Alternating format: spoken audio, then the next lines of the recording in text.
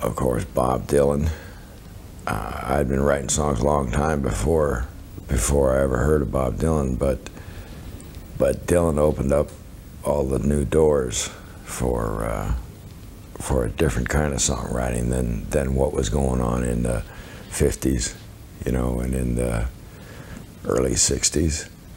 All of a sudden you could write like a poet, you know, and you could have strange imagery that personal, private imagery that wasn't usually found in the old songs by the Clovers and the Coasters and, you know, the Lieber and Stoller song. I'd say Lieber and Stoller were also an influence, though.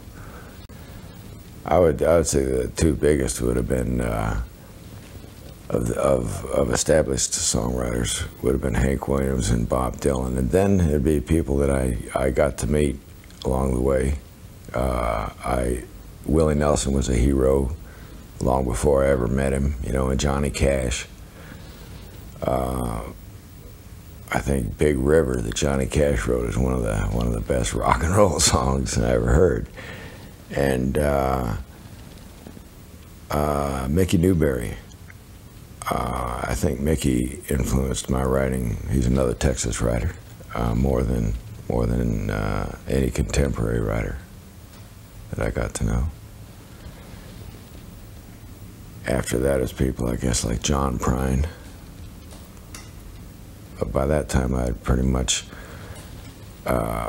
established my direction and the way I was saying things. The first time I become aware of him, I think I was reading about him in relation to songs that he'd written for Peter, Paul, and Mary or something, Blowing in the Wind, you know, and Don't Think Twice, It's All Right, and those things. And I guess at that time I didn't know how big he was going to be, but immediately after, when I saw, God, there's another lunatic out there, you know, it was like Roger Miller was another who was a kindred spirit, sort of making a living at it.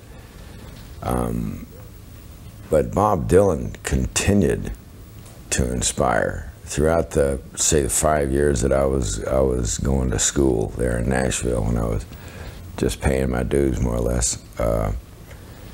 And trying to figure out how to do what it was I wanted to do. Bob Dylan was the man that continually, every record we waited for it, you know, to come out and find out how he was doing it now.